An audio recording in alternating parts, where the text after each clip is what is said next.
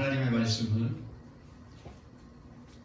사도행전 21장입니다.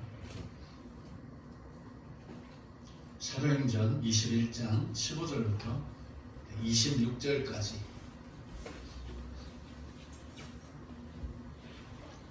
사도행전 21장 15절부터 26절까지 말씀 믿음으로 선포하겠습니다.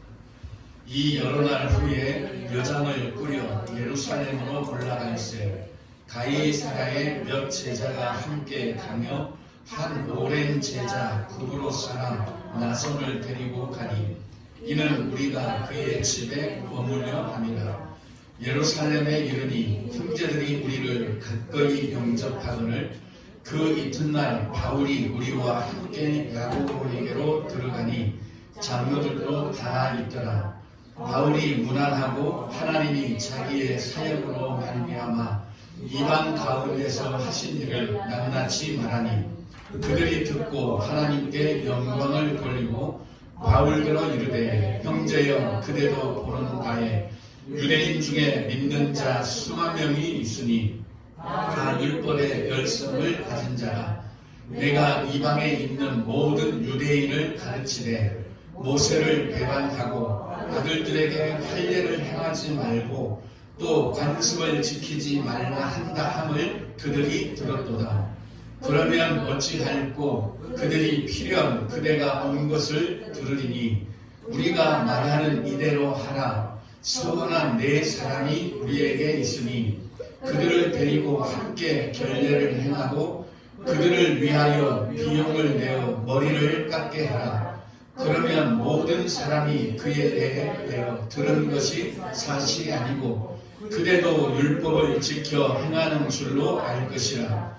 주를 믿는 이방인에게는 우리가 우상의 제물과 피와 목매어 죽인 것과 음행을 피할 것을 결의하고 편지하였느니라 하니 바울이 이 사람들을 데리고 이튿날 그들과 함께 결례를 행하고 성전에 들어가서 각 사람을 위하여 제사 드릴 때까지의 결례 기간이 만기된 것을 신고하니라.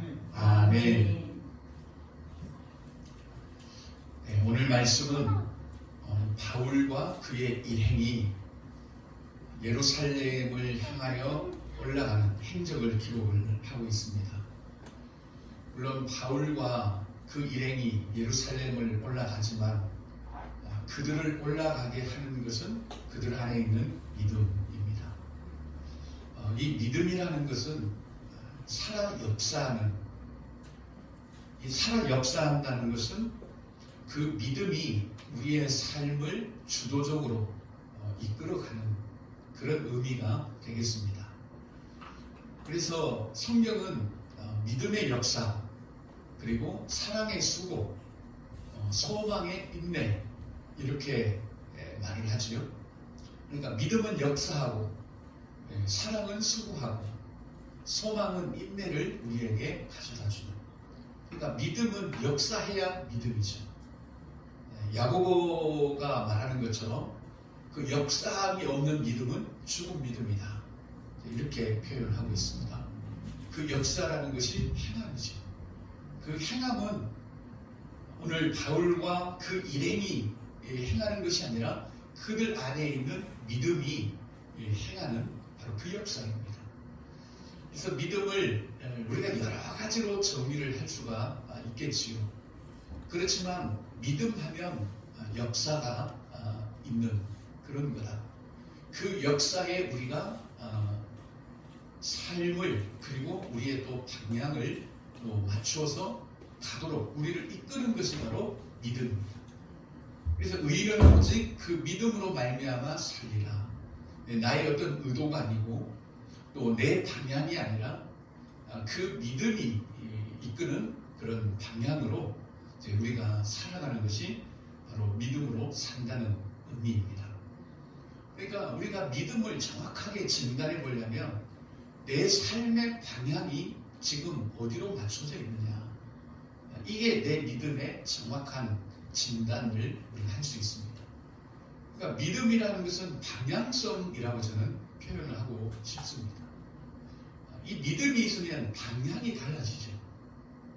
믿음이 있으면 우리의 삶의 방향이 달라지고 우리의 죽음의 방향이 달라지고 믿음이 있으면 우리의 미래의 방향이 달라지게 되어 있죠. 그게 바로 믿음입니다. 우리가 믿는 자들이 한 번쯤은 이렇게 유턴을 하게 되고 또 예수를 믿게 되면 방향이 바뀌죠. 지금까지 걸어왔던 그 방향에서 바뀌고 또 내가 내 어떤 의지와 내 인격과 내 성품으로는 갈 수 없는 그 방향을 향해서 또 나아가는 것이 믿음이기도 합니다. 그래서 믿음은 우리를 사랑 없는 그런 아굴 골짜기에도 가게 만드는 것이 바로 믿음이고 믿음은 전혀 내가 생각할 수 없는 그것 때로는 내 정상적인 그런 의지로는 갈 수 없는 그것으로 믿음이 우리를 또 이끌기도 합니다. 그래서 믿음이 건강하고 또 그 믿음이 바로 되어 있다면 우리의 어떤 그 방향으로 이제 나타나게 되는 것이죠. 그래서 예수를 믿으면 주를 향하여 이 소망을 품은 자마다 그러니까 주를 향하게 되어 있고 예수를 믿기 전에는 내 방향에 내가 집중했다면 그리고 내 모든 삶이 내가 가고자 하는 곳으로 향해져 있었다면 예수를 믿고 난 뒤에는 그 방향이 완전히 바뀌는 것입니다. 심지어 우리의 어떤 이사의 방향도 바뀌고 또 직장의 방향도 바뀌고 또 내 어떤 결혼의 방향도 바뀌고 또 미래의 어떤 방향도 다 바뀌는 것이 정상이지요. 그것이 믿음입니다. 오늘 이 예루살렘을 향하여 올라가는 바울과 일행들 많은 사람들이 올라가지 못하도록 예루살렘을 가지 못하도록 예루살렘에 가면 결박과 환난이 기다리고 있기 때문에 가지 마십시오. 이렇게 바울이 예루살렘 올라가는 것을 만류하고 또 가로막았지만 바울은 아니다. 가야 된다. 그러니까 바울은 확고한 그런 방향 예루살렘을 향해서 가야 된다라고 하는 그 어떤 확고함이 있었습니다. 예수님의 삶도 그랬죠. 예수님의 방향은 예루살렘이었습니다. 예루살렘에 올라가서 거기서 십자가에 죽는 거죠. 동일하게 예수님도 예루살렘에 가면 거기에 결박과 환난이 기다리고 있었고 끝내는 십자가의 죽음마저 기다리고 있었습니다. 예수님은 여기에 모든 삶의 방향을 맞추었습니다. 그런데 베드로는 아닙니다. 그렇게 올라가시면 안 됩니다. 그래서 가로막은 거지. 그러니 예수님께서 조용히 해라. 네가 사람의 일을 생각하는도다. 우리가 사람의 일을 생각하면 방향이 달라요. 그러니까 예수님은 하나님의 일을 생각하는 방향으로 갔다는 것입니다. 오늘 이 바울과 그리고 함께하는 일행들도 뻔히 예루살렘에 올라가면 거기에 힘들고 어렵고 심지어 죽을지도 모르는 그 환난이 기다리고 있었지만 그 예루살렘을 향해서 계속적으로 올라가는 방향을 바꾸지 않는 겁니다. 그것은 그들 안에 있는 믿음이 그렇게 방향 설정을 해주는 겁니다. 우리가 어떤 믿음이냐에 따라서 방향이 달라지죠. 무엇을 믿느냐에 따라서 삶의 방향이 달라지고 또 그 사람의 또 어떤 행동 방향이 달라집니다. 땅에 대한 믿음이 있다면 땅 팔고 사는 쪽으로 모든 삶의 방향이 또 맞춰질 것이고 정치를 해보고자 하는 그런 게 있다면 정치하는데 모든 게 방향이 다 맞춰질 겁니다. 그만큼 우리의 방향을 설정하는 것은 바로 이런 믿음이라는 것이죠. 오늘 말씀 15절에 보면 이 여러 날 후에 여장을 꾸려 예루살렘으로 올라갈세 이렇게 되어 있는데요. 여장을 꾸렸다는 말은 쉽게 말하면 짐 쌌다라는 말입니다. 근데 우리 성경은 뭐 짐을 싸서 예루살렘으로 올라갔다 그러는데 본래는 예루살렘을 향하여 짐을 쌌다는 말이에요. 예루살렘을 향해서 짐을 쌌다. 예를 들면 군대에 가기 위해서 짐을 싸는 것, 또 예루살렘을 향해서 가기 위해 짐을 싸는 것, 이게 다릅니다. 그러니까 이들은 항상 짐을 싸는 게 자기가 안전하게 살 수 있는 곳을 향하여 짐 싸는 게 아니라 이들은 예루살렘을 향하여 짐을 싼 겁니다. 여장을 꾸렸다는 말은 바로 그런 말이죠. 그래서 바울은 항상 짐 쌀 때 자기가 안전하게 살 수 있는 곳이 아니라 항상 하나님의 마음이 있는 그것을 향하여 짐을 싼 겁니다.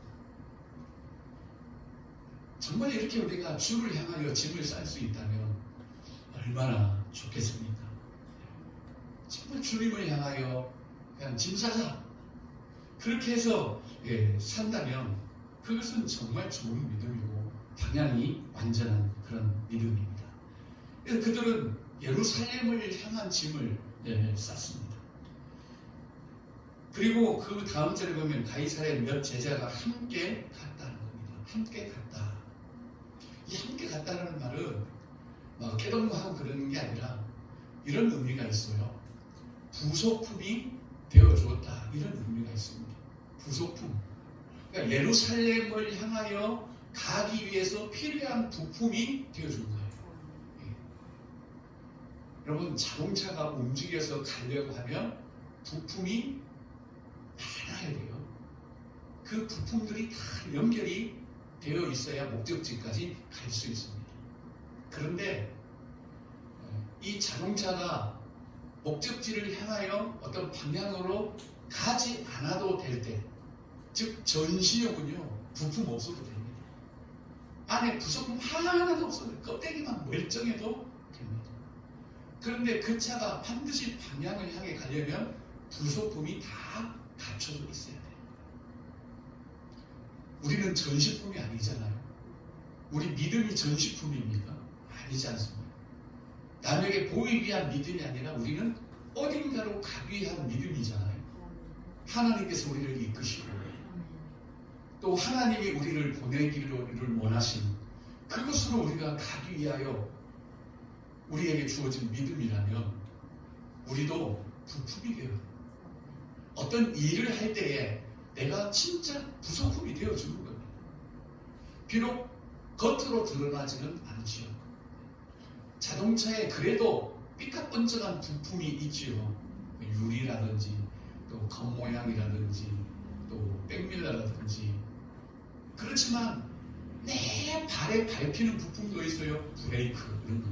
맨날 발에 밟혀잖아요. 빛도 못 보고. 그렇지만 그렇게 누군가는 그런 부품이 되어줘야 안전하게 목적지까지 갈 수가 있습니다. 여러분 교회도 전시용이 아니잖아요. 우리 교회 이렇다.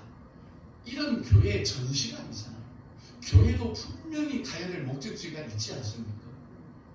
그러면 우리가 다 부품이 되어줘야 되는 거예요. 어디로 가기 위해서는 필요하겠다. 예를 들면 각 기관이 출발하잖아요.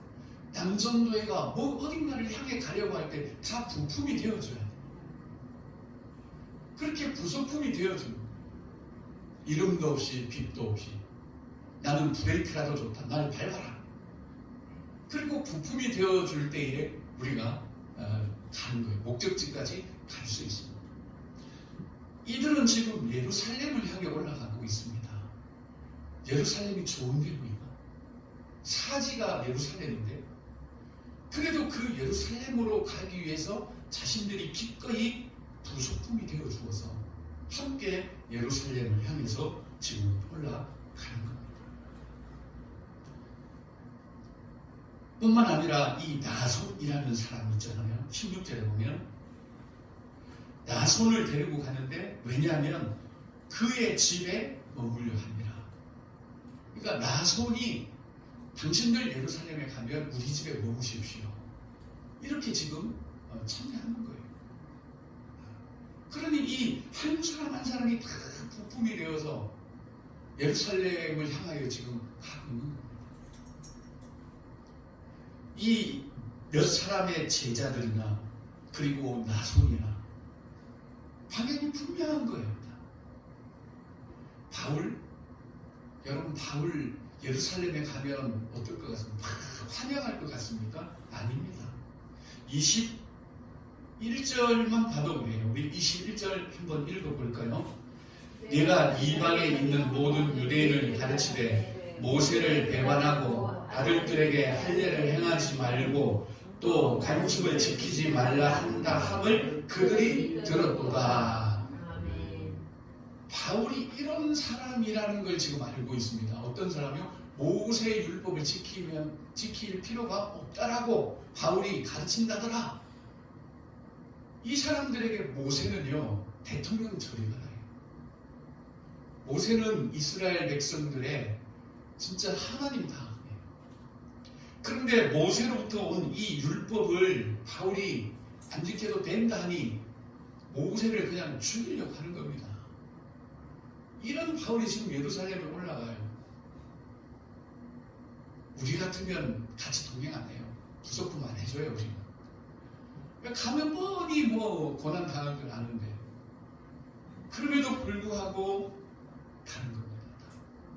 그럼에도 불구하고. 왜요? 믿음이 그렇게 방향 설정을 해주는 겁니다. 17절 보겠습니다. 예루살렘에 이르니 형제들이 우리를 기꺼이 영접하더라. 예루살렘에 있는 형제들이 기꺼이 영접했습니다. 이 바울이 어떤 사람인 줄 알면서도 분명히 소요가 일어날 줄 알면서도 기꺼이 영접해요. 그럼 왜 17절 말씀에 기꺼이라는 단어를 넣었을까요? 그냥 예루살렘에 있는 형제들이 우리를 영접하더라 이러면 돼요. 근데 누가는 기꺼이라는 단어를 넣은 거예요. 왜 그렇겠습니까? 이러지 못할 상황인데도 바울을 그리고 그 일행들을 영접했다는 겁니다. 그러니까 누가의 입장에서는 굉장한 거예요. 이거는. 야, 누구도 우리를 영접하지 않을 줄 알았는데 이들이 기꺼이 우리를 영접해 주는구나. 저는 이 기꺼이라는 단어가 우리 안에서도 많이 좀 사용되었으면 좋겠습니다. 뭔가를 할 때 기꺼이, 기쁨으로, 당연하게, 앞뒤 죄지 않고, 야, 이거 하면 내가 시간을 몇 시간 뺏길 수 있고, 아이고, 또 일주일에 몇 번 또 나와야 되고, 이런 거 없이 기꺼이 이들을 영접하는. 분명하니까요. 안 그러면, 야, 바울 뭐하러 왔어? 이게 힘들고 너 별로 이렇게 예루살렘에서 평판도 안 좋고 너 죽이려고 하는 사람들이 수도 없이 많은데 그 말 하냐고. 그럴 수도 있어요. 그런데 이들도 분명한 거예요. 바울이 예루살렘에 와야 된다는 것을 분명하게 그 믿음이 그렇게 방향 설정을 해주고 있습니다. 그러니 이제 바울 일행이 도착을 했습니다. 그래서 바울도 어떻게 자신을 통해서 이방인들이 구원을 받고 그렇게 하나님의 구원 역사가 일어나고 있는지를 낱낱이 보고를 했습니다. 그리고 30절에 그들이 듣고 하나님께 영광을 돌렸다. 이게 지금 이들이 보고 있는 방향입니다. 믿음의 방향은 이거죠. 베드로는 그러죠. 믿음의 결국은 영원 구원이다. 믿음의 결국, 믿음의 종착지는 영혼을 구원하는 것이다. 우리는 근데 그것을 나에게만 적용해요. 내가 예수를 믿은 것은 내 영혼이 구원받는 것이다. 그래서 내가 예수 믿은 것은 내 영혼이 구원받는 영혼 구원이다. 라는 게 아니라 내가 가진 믿음이 가야 될 최종 목적지는 영혼 구원이라는 거예요. 그러니까 아직도 이 땅에 영혼 구원 받아야 될 사람이 있으면 우리 믿음은 가야 돼요. 계속 가야 돼요.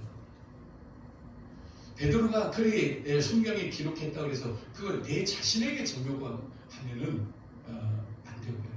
우리 그 믿음의 어떤 보편성 가지고 적용을 해야 됩니다. 우리의 믿음은 계속 그렇게 믿지 않는 자들, 영혼 구원이 필요한 자들을 향해서 계속 방향을 맞추고 가야 되는 겁니다. 바울이 그 이야기를 한 거예요. 나를 통하여 하나님이 이방인들에게 구원을 베푸시고 하나님의 사역을 하셨다. 그러니까 모든 사람들이 듣고 하나님께 영광을, 하나님 영광 받으십시오. 왜냐하면 이게 믿음의 방향이고 또 하나님께서 하신 일이라는 것을 그들이 함께 다 보았기 때문에 그렇습니다.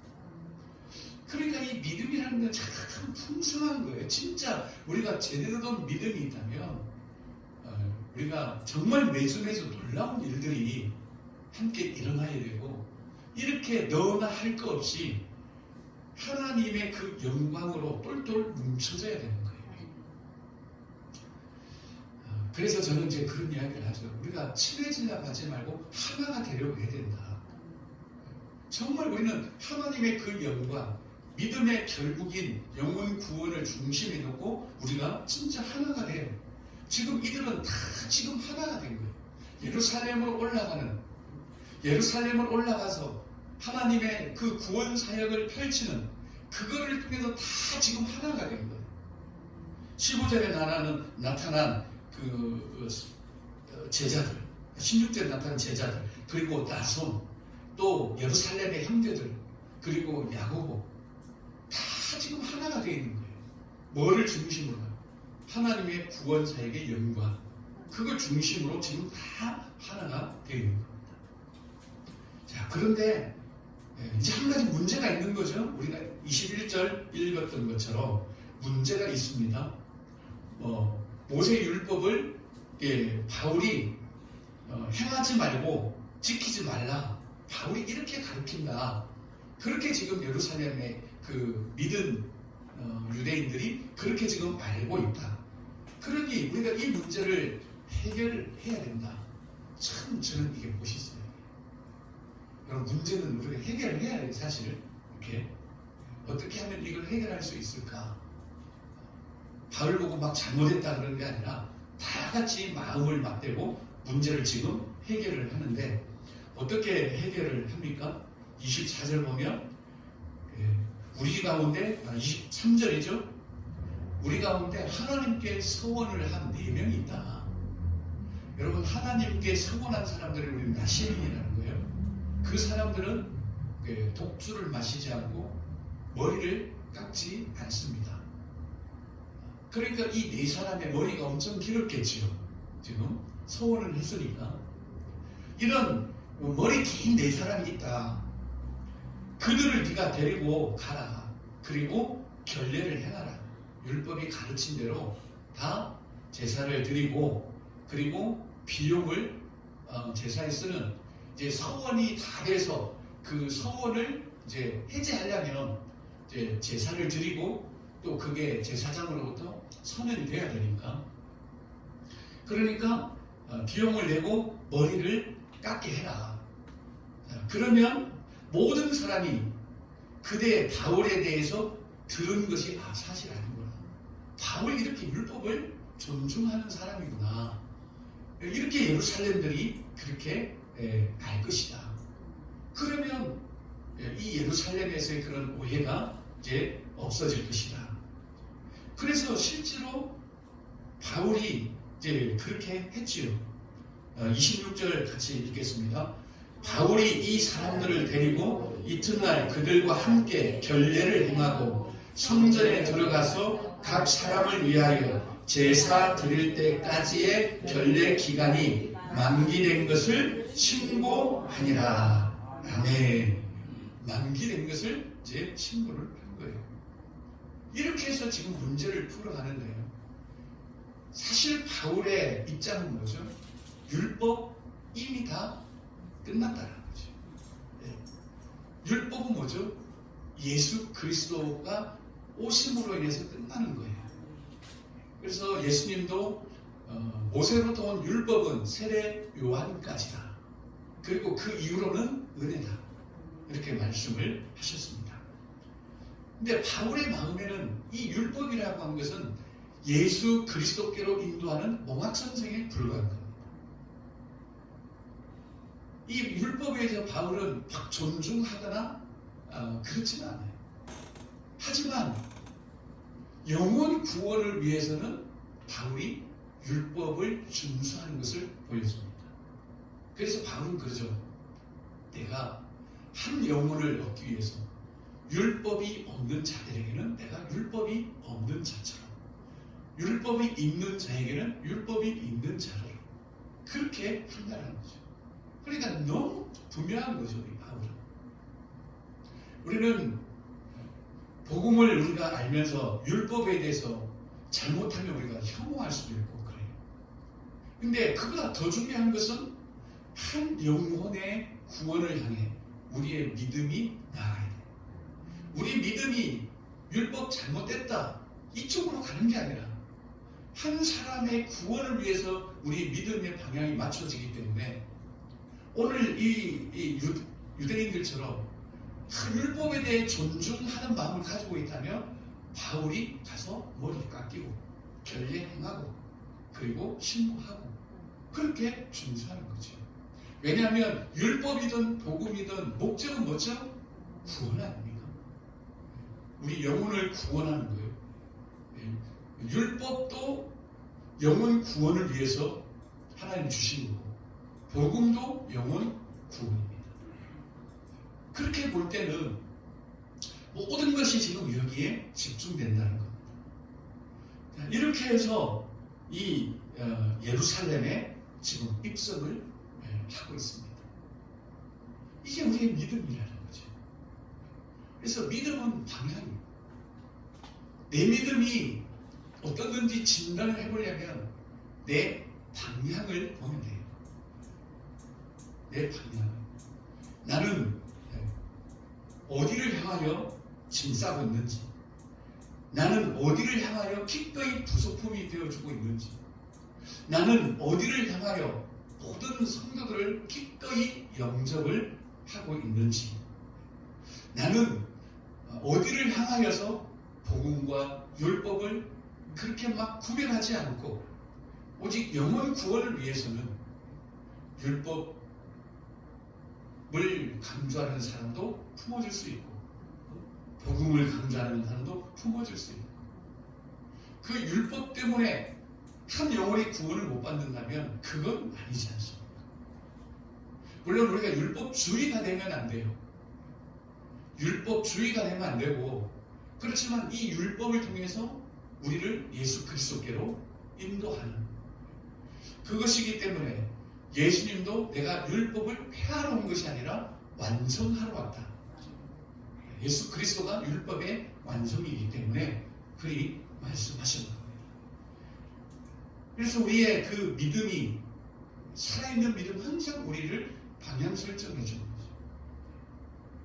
우리는 자꾸만 다른 길로 가려고 해요. 우리는 다 양 같아서 각기 제 길로 가거늘. 이건 죄성이죠. 근데 우리의 그 모든 것들을 예수 그리스도께서 담당하시고 이제 우리가 각기 제 길로 가는 게 아니라 믿음이 방향을 잡고 이제 우리를 인도해 가는 것이죠. 이게 믿음입니다. 그래서 믿음 진단하는 거 간단하죠. 믿음이 있냐 없냐 이런 거 근본적으로는 우리 안에 이제 예수 그리스도가 있느냐 없느냐 결국 이게 어떤 진단이지만 있느냐 없느냐를 또 진단해 볼 수 있는 것은 내 삶의 방향이 지금 어디에 맞춰져 있느냐 이게 가장 중요한 그런 핵심적인 아마 그 진단이고 또 흔히 말하는 시금석이라고 할 수 있습니다. 그래서 저도 이 말씀 묵상하면서 제 방향에 대해서 좀 많이 생각을 했었습니다. 자칫 잘못하면 내 모든 방향들도 그냥 영혼 구원이 아니라 이 교회에 맞춰질 수도 있겠다. 이 교회를 세워가는데 방향이 맞춰질 수도 있겠다.